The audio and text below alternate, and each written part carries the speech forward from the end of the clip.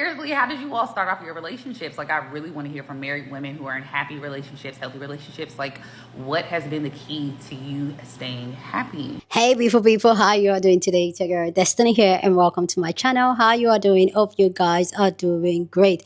So today's video is a sister coming to ask married women to come speak up and tell them how they've been able to stick and stay with their marriage and make and still be happy in their marriage. And she wanted to talk about how being married and how yes, the internet, we have a lot of people talking about the negative side of marriage, which I did a video recently and a lot of you guys are like, well, that's not what I like to say, the happy one. Okay, yeah, so the happily married ones now are sharing with you guys how they are able to be happy in their marriage. And she want to talk about you have to be married for a certain number of years and all that. So for me, I'm super excited because you guys know I've been married for 11 years age. This year to be 12. Okay, and I've known my husband for over 21 years. So I feel like I have some gems to drop because honestly, I've been the happiest I've been in my life.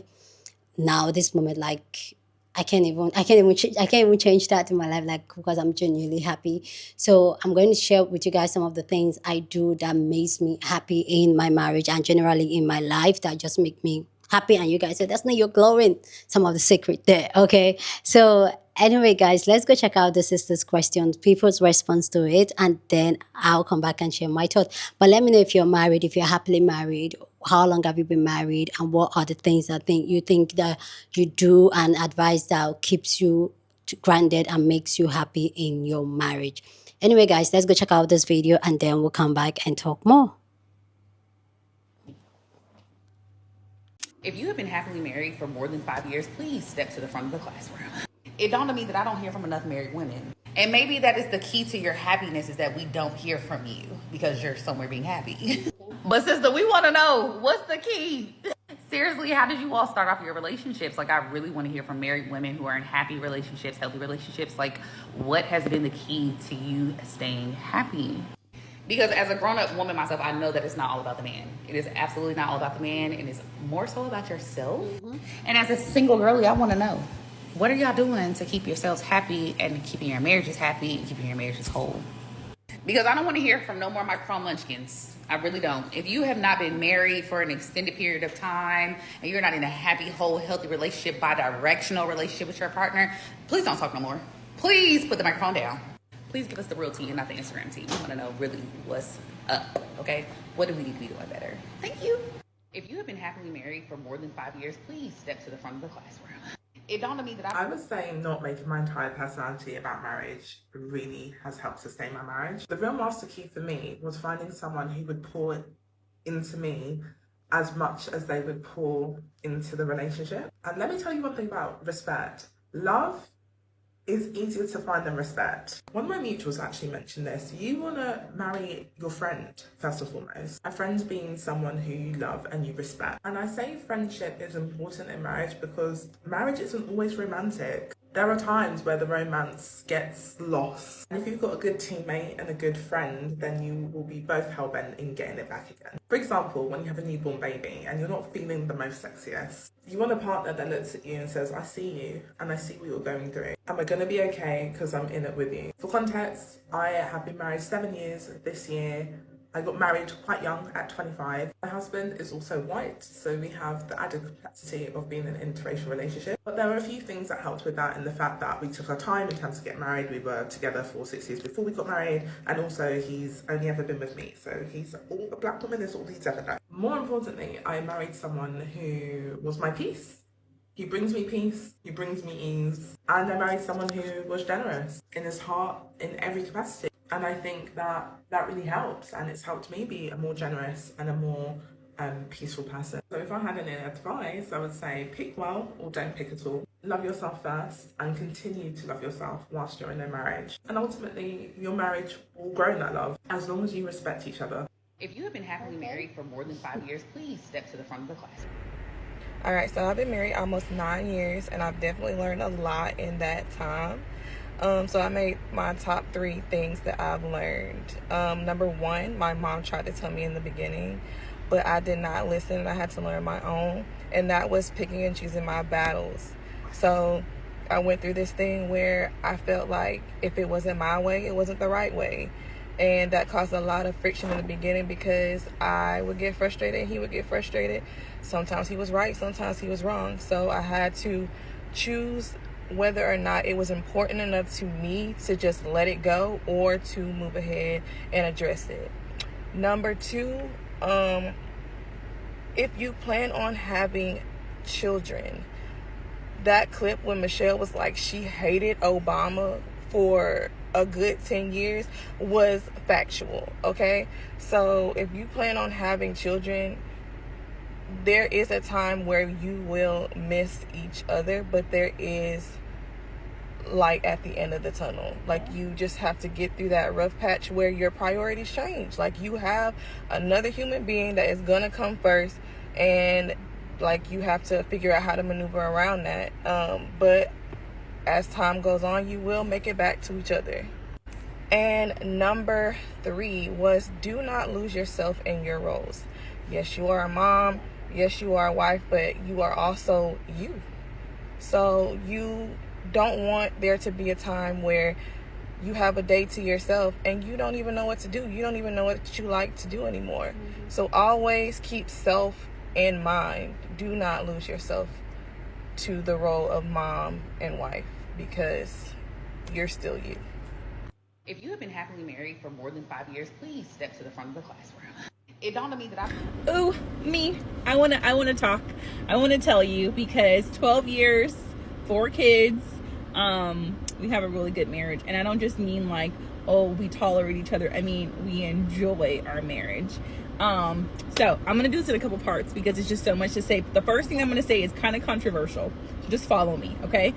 First of all, do not let that man take years and years of your life before you get married, because you're gonna start your marriage with bitterness, resentment, and anger. Do not let that happen. Give him 6 months to a year to figure out if that's if that's what you want. And after that, next, okay? If you don't know what you want, you know, my mom used to be like, crap or get off the pot. And that's really like how I felt about marriage. We got married in 6 months. Don't do it if you can't handle it. Don't do it.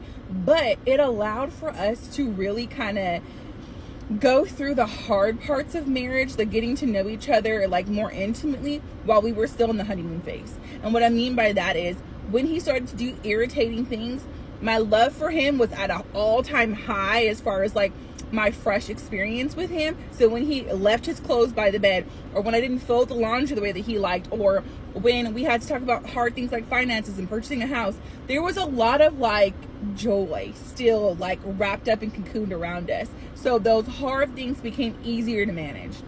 So that's my first bit of advice. Do not let a man make you his live-in girlfriend, live-in wifey, none of that kind of stuff. Just know what you want and don't settle for less. That's the first thing, because in the end, you will anger yourself and him by marrying a man that you waited for. Do not wait for him. if you have been happily married for more than 5 years, please step to the front of the classroom. Somebody finally called my name. Girl, get a pencil. Marriage has been overcomplicated, okay? My husband and I have been together in a relationship for 13 years. We've been married. This is our 8th year coming up in October. And so we met at 14. Let me start there. We met it on the first day of school in 9th grade, high school.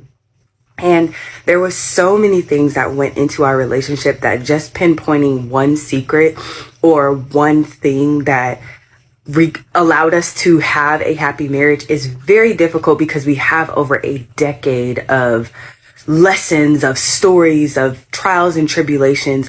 But the one thing that I can say is there is going to be a long stage of your marriage, and a lot of people call that the honeymoon phase. And a lot of people like to capitalize on the honeymoon phase because they feel like that's when the marriage is the best. It's not. That's when you're still in delusion. You're still delusional about what marriage is during the honeymoon phase, because everything is new, everything is fresh, everything is exciting. You got your man got their woman. Everybody's just still trying to feel out what it means to be attached to another human being. The honeymoon phase is just delusional phase. Okay, let's stop calling it honeymoon. It's delusion. Okay. After the honeymoon phase, the delusional phase, it's real life. Now you are not in play mode. Now you're in live mode. Now, y'all are really married. Now, this is when the fun and the work and all of these things begin. Excuse my hair. It's going through some things right now. Okay. But anyways, this is now when it is in live mode. And some people's honeymoon phase can skip out early. Some people's honeymoon phase can last a year. Some people's honeymoon phase or delusional phase can last a few weeks.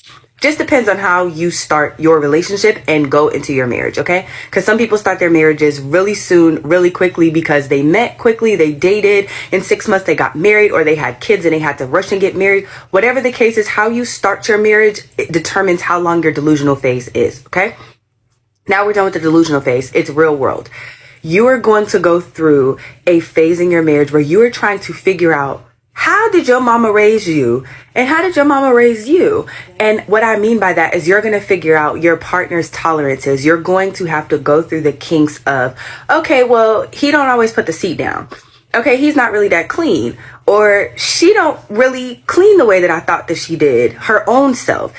She's really messy. She's really emotional. Okay, around the time of the month, she's a little bit more of a dragon because I have to see her full time. I'm around her 24/7 now. I'm not just seeing her on date nights or when she doesn't have her cycle. Now I got to see her full time. So for me personally, that is the time that you get to decide, okay, what did I get myself into? Is this worth it? Okay. And that live mode and that learning each other phase, it feels like hell. It feels like I don't know who I married. It's not that you don't know who you married. It's just you're figuring out how you guys can become a team, how you're going to work together to finish your marriage out strong, to continue the narrative of happy spouse, happy house. Okay. So you work all that out. You finally reach over that hurdle, and not many people make it over that hurdle. That's why you see people married and divorced within a year, 2 years, whatever have you. Because when we get in live mode, that's the part where it starts to get finicky. It starts to get a little bit troubling. It starts to get a little bit trying. Those tests start testing. The nerves start nerving, and you have to find your why on why that person is your person. And now me and my husband have gone through all of that because we lived together before we got married, okay? We were in college living together. We were just dating. And then we were in college not dating. And we were still, smashing and passing, okay? We was having a good time. And we got to endure many phases of each other's lives single, but we were still together. If that makes sense. We were still knowing each other. We were still in communication, but we were not outwardly, publicly in a relationship. But as we always state, we had an understanding since we met on the first day of school that we were going to be in each other's lives and be married. We just didn't put a time framing or a time stamp on it. So let's fast forward to now. It wasn't up until 3 years ago that our marriage became happy, that our marriage became bliss, that our marriage, compared to what most people know to be marriages, became deemed as perfect. And I'm not talking about what you see perfect, because we don't have our own place. We're staying with family until we can relocate to where we want to be, which is California. So on paper, it looks like, oh, well, you guys are still figuring out life. No, but we've found the secret to keeping yourselves and your marriage afloat no matter what your environment is. And that's the secret. It's finding your rhythm together. No matter what goes on around you, it doesn't phase your marriage. You won't turn on each other. You'll still love each other at the end of the night. Even if you have disagreements during the day or, a different position than your partner on a common topic or a discussion. When you found that secret space, that soft space for each other, where we know that anything that we say is in love and we govern ourselves to only say things in love. We're not going below the belt. We're not taking cheap jabs. We're not doing any of that stuff. We literally lead everything that we do. Our acts of service, our kindness, our words, everything is rooted in love. It's rooted in authenticity. It's no malicious intent. When you have come to that sweet point where all of this out here does not affect what y'all have built internally, oh my gosh, That's when marriage gets fun, because it can be hell and high water. There could be a tornado going around, an earthquake around us, and it doesn't affect our marriage because we know how to communicate with each other when our outside environment gets crazy. We know how to still love each other at the end of the day when we've disagreed on multiple topics, because we understand that we're not disagreeing with you and calling you out as a person. We just see something different based on our beliefs, based on our past experiences, based on our past environments, and how we've had to form beliefs to keep our individual selves afloat. But all of that to say, you have to establish individuality within your marriage and respect that individuality. Because yes, you are a married couple, but you're two different people. Y'all's differences have to be respected equally. They have to be heard. They have to be seen. They have to be acknowledged. They have to be fine-tuned. And the biggest thing that I will say is me and my husband feel is wrong with singlehood is that nobody is willing to kill their ego. You have to kill that ego. You have to sacrifice it. And I'm not talking about you thinking that you're the best. No. You have to really and literally disconnect from what you think is correct, what you deem as right, what you deem as comfortable, and reform that structure with your partner. Meaning y'all have to come on an agreement on what you deem as acceptable and normal. Acceptable may be every single time I get in that car, you got to open my door. That's my boundary. That's what I agree. And I know that you didn't get raised that way, but you have to be okay with someone having a different opinion than you and actually exploring that opinion. Let them get a turn. Explore your way real quick. Your way didn't work. Okay, let's try this way. That way didn't work. Okay, let's come up with a way together. But you have to be willing to heal and strip that ego every single time. It's a constant healing journey with your partner to find a rhythm. And a lot of people aren't willing to go through that finding of the rhythm, which is the stripping of the ego and rebuilding a common ground. Stripping of the ego and rebuilding a common ground. Because y'all be ready to call it quits when he doesn't answer the phone after an argument, or when he says something that is triggering. Y'all be ready to call it quits. You can't call it quits. Strip and realign. Strip and realign. You got to find your flow. And when you find your flow, everything else and everybody else and all the chitter chatter and the noise stops affecting you. And then you start entering into that bliss, that happiness that nobody can take from you. When nobody can come in between your marriage, not your parents, not family, not friends, not social media, not some random female looking at your man across the room, not some random dude looking at your woman across the way. You found the secret sauce. And then it becomes fun. And then you be making TikToks for fun together. Get money. Love y'all. Hope this helps.